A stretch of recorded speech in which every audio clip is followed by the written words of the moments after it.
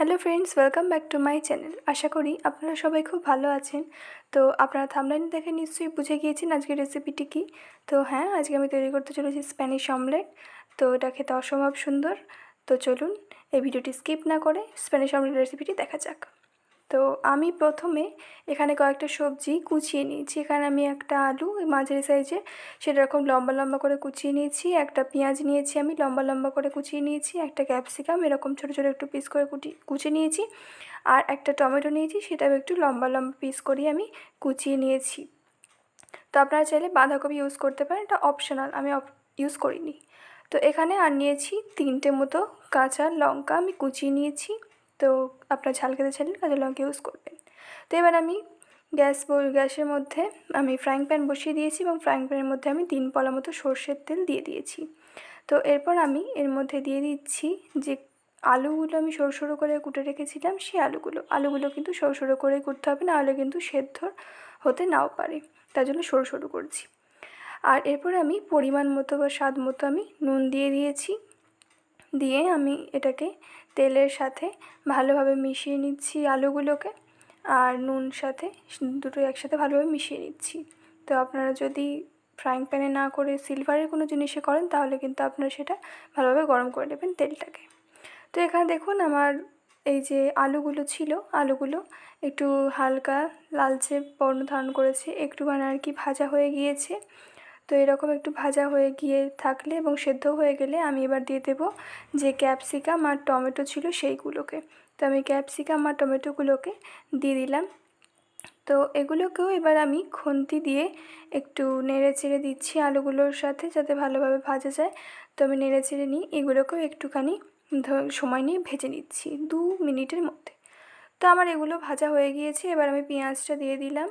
তো পেঁয়াজটা কিন্তু আমি বেশিক্ষণ ভাজবো না, পেঁয়াজটা আমি একটুখানি জাস্ট নেড়ে চেড়ে নেবো এর মধ্যে, প্রায় 1 মিনিট মতো শুধুমাত্র খালি আর কি নেড়ে চেড়ে নেবো, একটু হালকা করেই ভেজে নিচ্ছি। এটা কিন্তু বেশি ভাজবো না, বাকিগুলো বেশি ভাজা হলে এগুলো বেশি ভাজাবো না। তো এরপর আমি যে দেখতেই পাচ্ছেন ভালোভাবে মিশিয়ে নিয়েছি, আর মিশিয়ে নিয়ে সবটা ভালো করে ভেজে নিয়েছি হালকা করে পেঁয়াজটাকে। এরপর আমি যে লঙ্কাগুলো ছিল সেই লঙ্কাগুলোকে দিয়ে দিলাম। তো আপনাদের আগেও বলেছি, আবার বলছি, আপনারা আপনাদের স্বাদ অনুযায়ী ঝালটা ইউজ করবেন। তো এবার লঙ্কাটা দিয়ে আমি এটা ভালোভাবে নেড়ে চেড়ে দিচ্ছি। আর এবার আমি গ্যাসের ফ্লেমটা অফ করে দেবো, যেহেতু আমার সবকটি উপকরণ ভাজা হয়ে গিয়েছে। তো আমি গ্যাসের ফ্লেমটা অফ করে দিলাম। এবার চলুন ডিম গুলবো। তো আমি এখানে 3টে ডিম নিয়ে নিয়েছি। তো 3টে ডিমই আমি ফাটিয়ে নিচ্ছি, ফাটিয়ে 3টে ডিম আমি বার করে নিচ্ছি, আর নিয়ে এটা আমি ভালোভাবে ফেটিয়ে নেবো। তো এর মধ্যে আমি একটুখানি নুনও দেবো পরিমাণ মতো। তো আপাতত আমি এগুলো ফাটিনি। তো এই যে দেখুন আমার 3টে ডিম ফাটানো কমপ্লিট হয়ে গিয়েছে।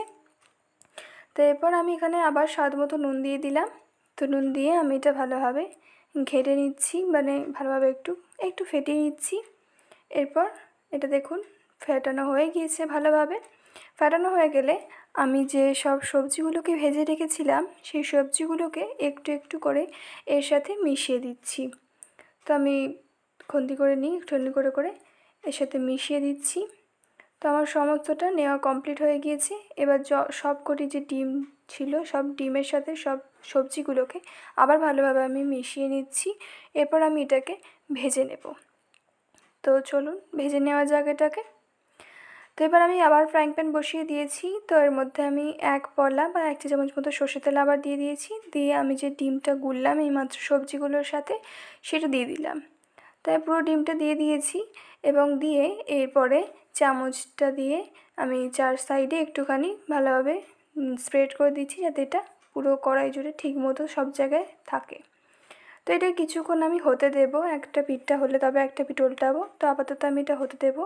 তো এর মধ্যে আমি একটা ঢাকনা আর কি চাপা দিয়ে দিচ্ছি, ততক্ষণ এটা কিছুক্ষণ হোক। তো প্রায় 1 মিনিট মতো কি 1.5 মিনিট মতো পরে আমি আবার চলে এসেছি। আমার এই উল্টো পিঠটা হয়ে গিয়েছে, তার জন্য আমি যে সোজা পিঠটা রয়েছে সেটা আমি উল্টে দেব। তো এটা যেহেতু অনেকটা বড়টা উল্টাতে সমস্যা হবে, তো তার জন্য আমি একটা থালা ইউজ করেছি, থালার উপরে এটাকে আমি নিয়ে নিচ্ছি। তারপর আমি এটা উল্টে দেব। এইভাবে করলে তাহলে আর উল্টানোর কোনো সমস্যা হবে না। তো এই যে আমি একটা থালার মধ্যে এটাকে প্রথমে উল্টে নিলাম, নিয়ে তারপরে আবার আমি ফ্রাইং প্যানটা ওভেনে বসিয়ে দিলাম, দিয়ে এবার এটাকে এইভাবে এতে ঢেলে দিয়েছি। ব্যাস, এবার আমি এই পিঠটাও হতে দেবো ভালোভাবে। তো এটা আমি এই যে দেখুন একটু নেড়ে দিলাম জাস্ট। তো এবার আমি আবার চাপা দিয়ে দিচ্ছি, এটা হোক। তো আমি আবার 1 মিনিট মতো পরে চলে এসেছি, দেখুন এটা পুরোটা কমপ্লিট হয়ে গিয়েছে। তো এবার আমি এটাকে অন্য একটা জায়গায় ঢেলে নেব। তো আমি এটা অন্য একটা জায়গায় ঢেলে নিয়েছি। এরপর আমি এর মধ্যে দিয়ে দিচ্ছি অরিগানো। তো আপনারা চাইলে এতে সসও ইউজ করতে পারেন। তো আমি অরিগানো দিয়ে দিয়েছি, আর অরিগানো দিলেও এটা ভালো লাগবে, সস দিলেও ভালো লাগবে, আপনাদের ইচ্ছে মতো আপনারা ইউজ করবেন। আর এটি বাড়িতে অবশ্যই একবার ট্রাই করে দেখবেন, আশা করি আপনাদের সবার খুব ভালো লাগবে। আমার তো এটা খুবই ভালো লাগে। তো এটা আমি বলবো যে একবার ট্রাই করে দেখবেন কীরকম লাগে খেতে। আর চ্যানেলটি অবশ্যই সাবস্ক্রাইব করে দেবেন যদি নতুন হয়ে থাকে চ্যানেলে। আর ভিডিওটি যদি ভালো লেগে থাকে তাহলে অবশ্যই একটি লাইক করে দেবেন এবং শেয়ারও করে দেবেন। ভিডিওটি কেমন লাগলো জানাতে ভুলবেন না, কমেন্ট সেকশন খোলা রয়েছে। আর আজকে ভিডিওটি পুরোটা দেখার জন্য অসংখ্য ধন্যবাদ। দেখা হচ্ছে অন্য কোনো ভিডিওতে, ততদিন পর্যন্ত ভালো থাকবেন। আর আশা করি আমাদের ভিডিওটি ভালো লেগেছে।